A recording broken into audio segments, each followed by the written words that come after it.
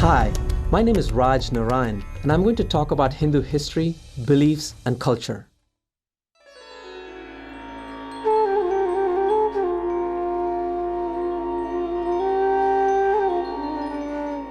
Hinduism is the oldest living religion in the world and the third largest. More than 1 billion Hindus live in 150 different countries, mostly in India. The United States alone is home to over 2 million Hindus. Origins of Hinduism. To find the distant beginnings of Hinduism, we have to go back over 6,000 years to the Saraswati-Indus region of the Indian subcontinent. This vast area extends from Sri Lanka in the south to the Himalayan mountains in the north, from the Arabian Sea in the west to the Bay of Bengal in the east. The Saraswati-Indus civilization developed here, eventually becoming the world's largest and most advanced, surpassing even those of Egypt, Mesopotamia, and China. The civilization is named after the area's two great river systems, the Saraswati and the Indus. It is called the Vedic culture after the earliest Hindu sacred text. It is also known as the Harappan culture after the site of its first discovery in 1920. This was an urban culture centered around many highly organized cities, some with populations of 80,000, which was rare in those days. The cities were connected by trade routes which extended west to Mesopotamia and east to Central Asia. 5,000 years later, archaeologists discovered pottery, seals, statues, beads, jewelry, tools, toys, miniature carts, and dice, all of which hint at what life was like at the source of the civilization that has evolved into modern-day India. The flat stone seals have writing on them and images of deities, ceremonies, symbols, people, plants, and animals. Even though writing was widespread among the people, we have not deciphered it yet. From these artifacts, we learn that certain religious and cultural practices were identical to those followed by Hindus today. One seal shows a meditating figure that scholars link to Lord Shiva, while others show the lotus posture used today in Hatha Yoga. Other discoveries connect the far past with today, including swastikas, statues of the Mother Goddess, worship of the Shiva Lingam, fire altars that show the ceremonial practice of Vedic people who are also known as Aryans, sacred baths, priests, sacred animals, and symbolism in the performing arts. You must be familiar with the traditional greeting, Namaste. Here is a small clay statue portraying the same. And this statue shows a woman with red powder in the part of her hair. Married women even today observe this same custom.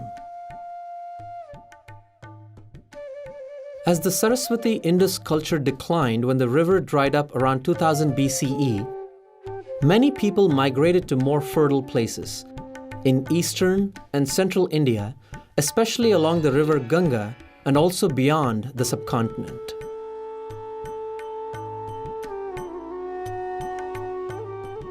Hindu scriptures. The four Vedas, the central holy books of Hinduism, were composed in Sanskrit starting at least 6,000 years ago. The Rig Veda, the earliest of the four, speaks repeatedly of the Saraswati, describing it as the most mighty of rivers, flowing from the Himalayan mountains to the sea. Thus, we know that a large part of this sacred text was composed well before 2000 BCE, by which time the river had dried up. Vedic hymns praise God, gods, and goddesses and describe a powerful and spiritual people, their clans, kings and emperors, fights and battles. Their sophisticated economy included agriculture, industry, trade, commerce, and cattle raising. Vedas call the country Sapta Sindhu, meaning the land of 7 rivers. The words Hindu and India both come from the Sanskrit word Sindhu, which means river. These Vedic hymns describe a form of fire worship, yajna, performed around a specially built altar. Archaeologists have unearthed such altars in several Saraswati Indus cities.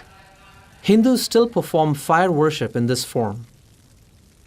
Originally, these thousands of hymns were not written down but memorized. Even today, there are priests who can chant from memory as many as 10,500 verses, which takes 50 hours.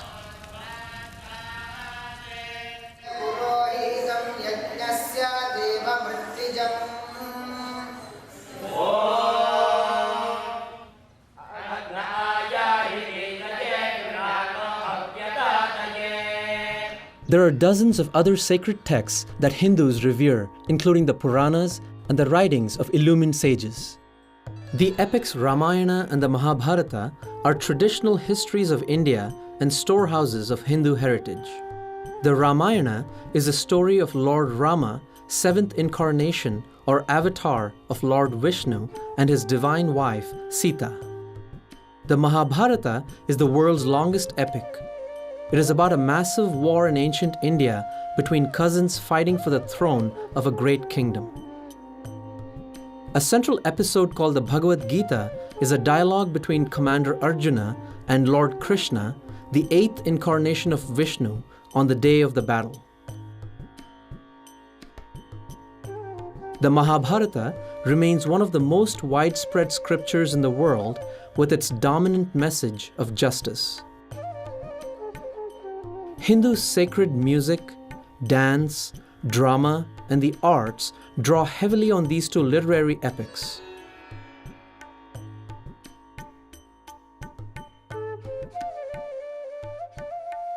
The Hindu society. By 600 BCE, the social, religious, and philosophical ideas and practices central to Hinduism today were fully evident, having emerged from the Indus-Saraswati culture, the Vedas, Dravidian culture, and the tribal religions. A distinctive feature of society was the Varna or class system. People were classified into groups with specific occupations. Parents taught their skills to their children from a young age, providing a strong grounding in their profession or trade. These groups eventually became hereditary. Priests, warriors, merchants, and workers, including craftsmen and farmers. However, this class system did not include the various forest tribes.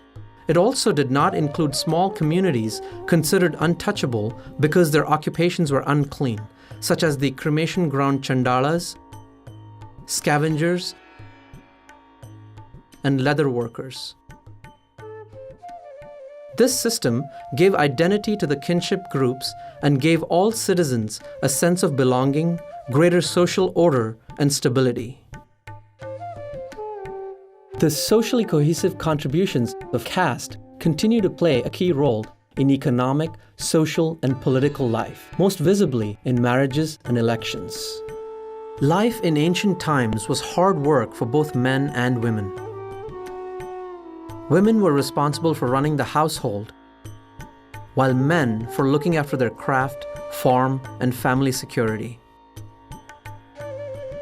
In general, women participated equally in religious ceremonies, festivities, and social relationships. Some of the foremost religious and political leaders in India's history have been women. Some even composed Vedic hymns. The period from 1000 BCE through the Gupta period, ending in the mid-6th century CE, was a time of great scientific and mathematical advancement. Hindus developed the counting system we use today, including the mathematical concepts of zero and decimals. Indian astronomers knew that the Earth orbits the Sun, and they calculated the length of a year with amazing precision. Medicine was so advanced that doctors were performing complex surgeries not equaled in Europe until the 18th century. India was the foremost supplier of steel to the world. In 400 CE, its foundries created an iron pillar which even stands today and has never rusted. Modern science cannot equal this feat. For thousands of years, India has been home to 1/4 of the human family. It has been honored as a nation of wealth and wisdom, and, of course, it is famous today as the world's largest democracy.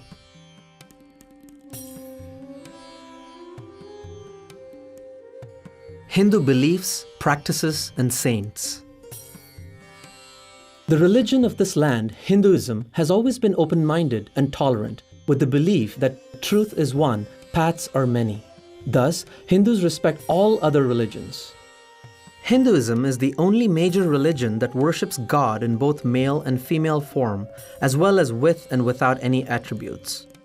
The original Sanskrit name for Hinduism is Sanatana Dharma, meaning eternal religion. Most Hindus believe in a supreme God, many gods and goddesses, spiritual worlds, the divinity of the soul, dharma, karma, reincarnation, God realization, and liberation from rebirth.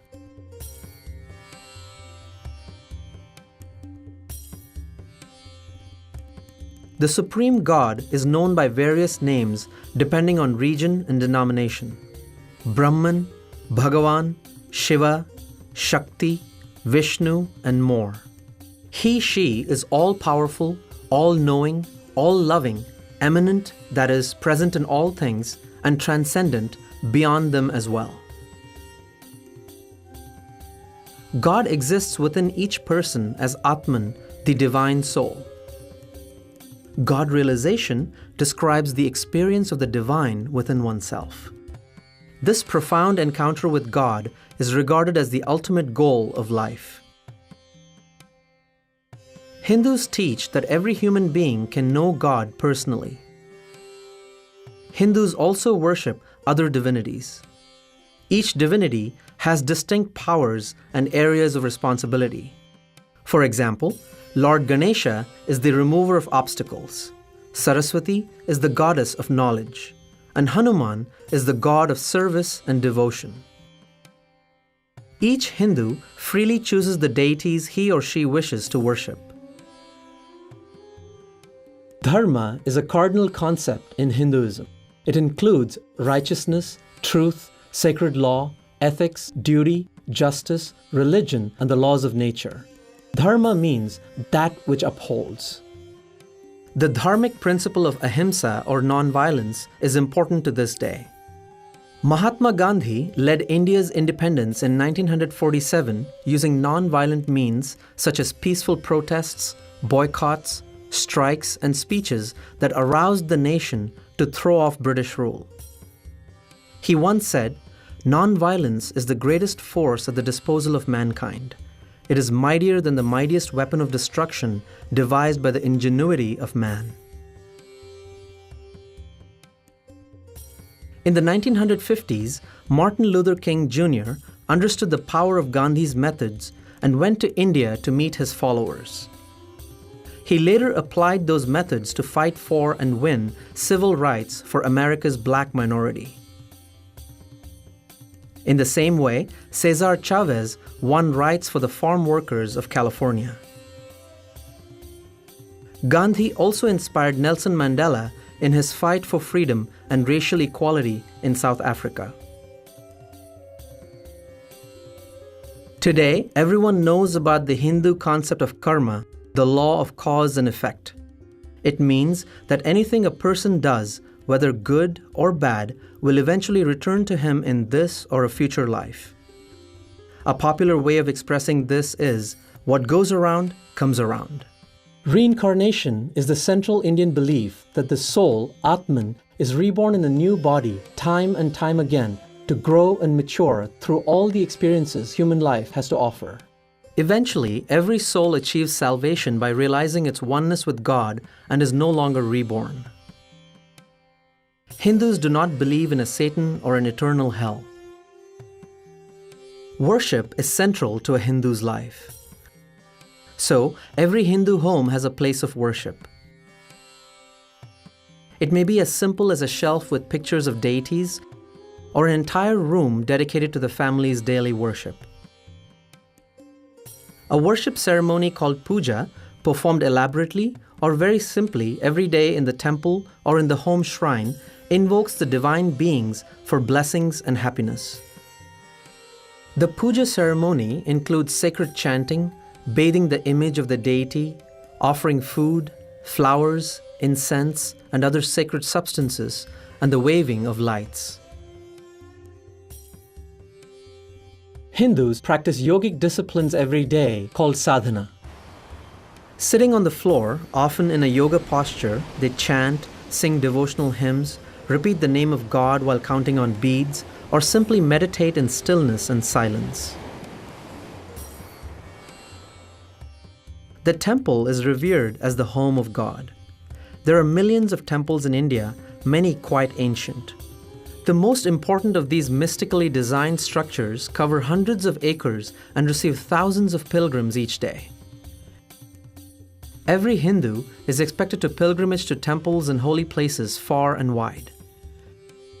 These pilgrimages unify the religion as tens of millions of people travel throughout the subcontinent and interact. Hinduism has a rich history of sages and saints, both men and women from all castes.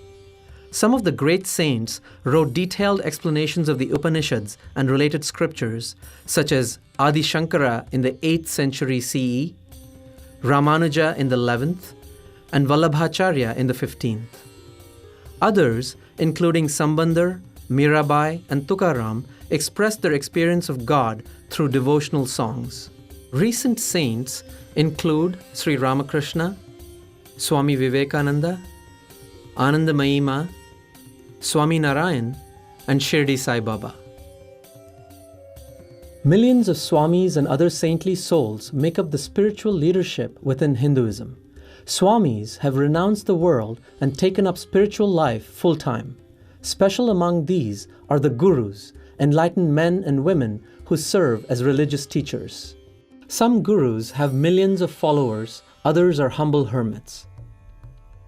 Hinduism has no central organization and no single dogma. No one person or institution is in charge. Instead, there are thousands of independent guru lineages, spiritual traditions, monastic orders, and religious institutions.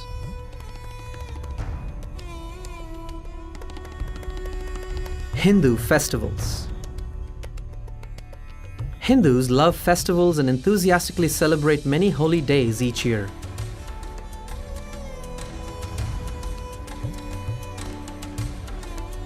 The biggest is called Diwali or Deepavali, the festival of lights. This 5-day event, held around the new moon in October or November, celebrates the victory of good over evil, light over darkness. Thousands of small lamps, including traditional clay oil lamps, are placed everywhere, and fireworks signal hope for mankind. It is a national holiday in India and in many countries with large Hindu populations. Barack Obama was the first US president to celebrate Diwali in the White House. Dia, and wish you all a happy Diwali and a Sal Mubarak. So,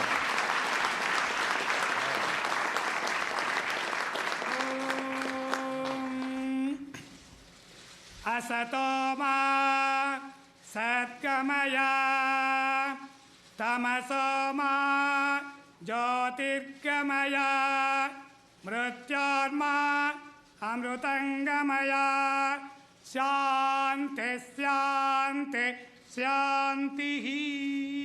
Hari Om.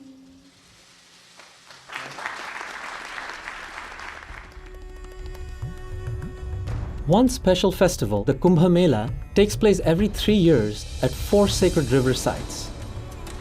The 2013 Kumbh Mela was held at Prayag, which is modern-day Allahabad, in northern India.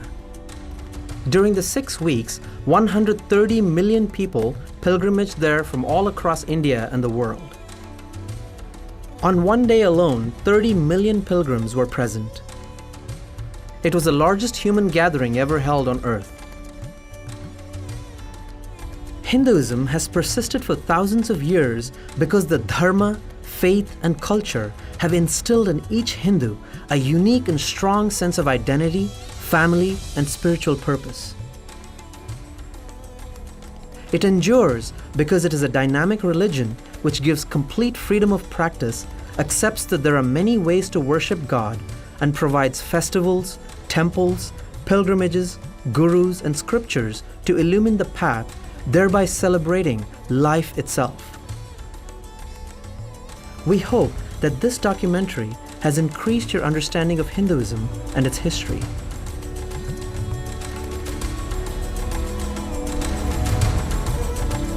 Namaste.